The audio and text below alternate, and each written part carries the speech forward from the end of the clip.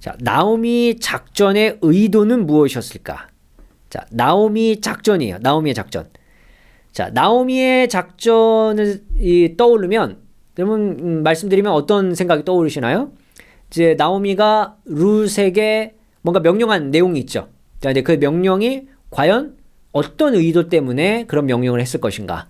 네, 어떤 계획을 가지고 있었나? 우리가 지금까지 알고 있었던 그 내용이 과연 맞을까? 이 내용에 대해서 한번 제가 설명을 드리겠습니다.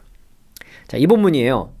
자, 그런즉 너는 목욕하고 기름을 바르고 의복을 입고 타작마당으로 내려가서 그 사람이 먹고 마시기를 다 하기까지는 그에게 보이지 말고 그가 누울 때 너는 그가 눕는 곳을 알았다가 들어가서 그의 발치부를 들고 거기 누우라. 그가 내게 할 일을 내게 알게 하리라. 자, 4절보다는 3절이 좀 집중하고 싶어요. 먼저 타작마당에 가기 전에 세 가지를 명령하는데요. 목욕하고 기름을 바르고 의복을 입어라 라고 이제 세 가지 명령을 하고 있습니다. 자, 이 명령을 우리가 듣고 그 다음에 이어지는 내용들을 본다면 많은 분들이 아마 이렇게 해석하셨을 겁니다. 결혼을 준비하는 신부의 모습이다. 그래서 결혼을 이제 하게 만들기 위한 어떤 작전이 있을 거라고 많은 분들이 생각합니다. 물론 그런 의도도 저는 적지 않을 거라고 생각합니다. 충분히 그런 의도가 있을 수 있다라고 제가 말씀드릴 수 있을 것 같은데, 하지만 이 용어를 좀 본다면 그런 의미보다는 이런 의미가 더 맞지 않을까 제가 소개시켜드리고 싶은 게 있습니다. 자, 그리고 두 번째는요. 이 룻이 이제 일을 열심히 하고 왔잖아요. 일을 열심히 하고 왔기 때문에 이미 몸이 좀 더러워서 씻어라. 네, 그냥 일을 하고 왔기 때문에 씻어라고는 단순한 의미로 이제 보는 분들도 있는 것 같아요. 예. 하지만 그 당시 사람들이 이렇게 목욕을 자주 할 수 있는 그런 여건이 그렇게 되지 않았기 때문에 분명히 그냥 단순히 씻는 정도가 아니라 이게 씻고 기름을 바르라는 행위까지 하니까 이건 분명히 특별한 무엇인가를 얘기하는 것 같거든요. 자, 그렇기 때문에 자, 이 의미를 우리 무엇으로 생각해 볼 수 있을까? 저는 이 세 개의 단어가 주는 목욕하고 기름을 바르고 의복을 입고 세 가지의 단어가 주는 의미가 있다. 이걸 제가 오늘 여러분에게 소개해 드리려고 합니다. 자, 룻기 3장 3절 보면요. 너는 목욕해라, 라하츠, 기름을 바르라, 쑥, 의복, 심라를 입어라. 자, 이렇게가 명령한 겁니다. 자, 이 옷은요, 그냥 일상복이에요. 일상복이에요. 옷을 갈아입는다는 의미입니다. 자, 근데 이 똑같은 용어가 세 개가 바로 사무엘하 12장 20절에도 기록이 되어 있습니다. 다윗이 땅에서 일어나 몸을 씻고 라하츠 기름을 바르고 쑥 의복 심라를 갈아입고 여호와의 전에 들어가서 경배하고 왕궁으로 돌아와 명령하여 음식을 그 앞에 차리게 하고 먹은지라. 자, 사무엘하 12장 20절은요. 이게 아들을 잃고 난 다음에 이 다윗의 행동이에요. 다윗이 이제 밧세바와 간음을 한 이후에 밧세바에게서 낳은 아들이 이제 하나님에 의해서 이제 죽임을 당하는데 그 전에 이제 그 아들이 죽기 전에 이 다윗이 금식하고 아무것도 하지 않고 아이가 살아날 수 있기를 구합니다. 하나님께. 하지만 이 아이가 죽어요.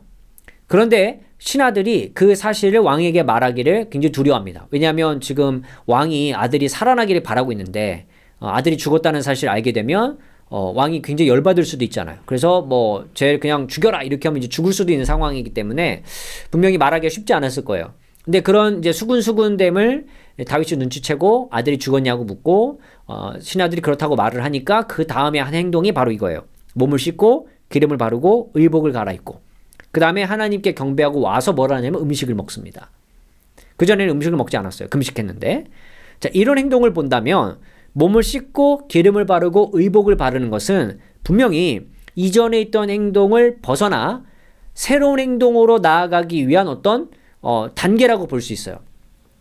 과거에 있었던 일을 이제 청산하고, 자, 다윗으로 예로 본다면 아들의 아들이 살아남을 기대하고 바랐던 그런 마음으로부터 이제 벗어나서 그걸 이제 버리고 이제 새 마음으로 이제 시작하는 거죠. 왜냐하면 이제 다윗도 신하들에게 말하기를 이제 하나님께 구했으나 하나님이 그걸 허락하지 않으신다면 내가 이제 무엇을 할 수 있겠느냐. 그래서 이제 아들은 그냥 잃어버린 거고 자기는 이제 새로운 삶으로 앞으로 나아가야 하기 때문에 바로 그런 다짐을 뭔가 담은 행동이 바로 몸을 씻고 기름을 바르고 의복을 입은 행동이라는 겁니다.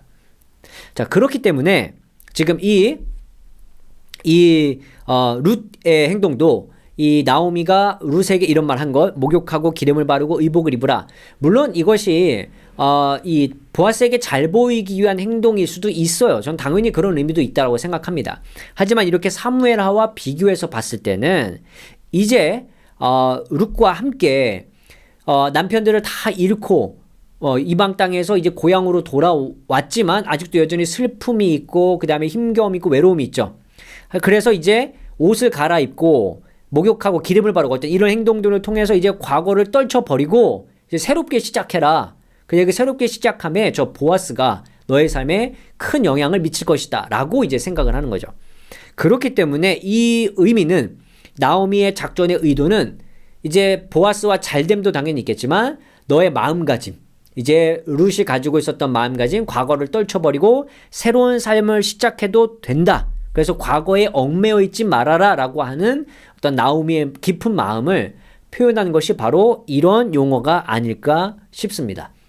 그렇기 때문에 나오미는 이미 이전부터 며느리들을 향한 어떤 애정의 마음이 있었거든요. 여러 가지 표현들로.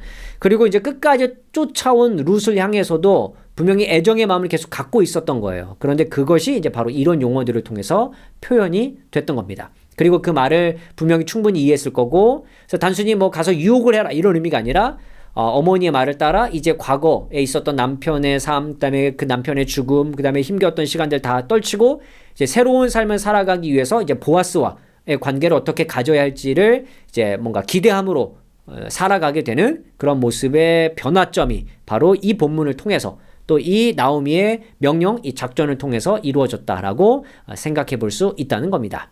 자, 여러분은 이 본문을 어떻게 생각하셨는지, 또 제가 사무엘하와 연결되어 있던 이 다윗과 연결되어 있던 이런 히브리어 단어를 통해서 본 저의 해석은 어땠는지 또 여러분의 의견을 나눠주시면 함께 배우도록 하겠습니다.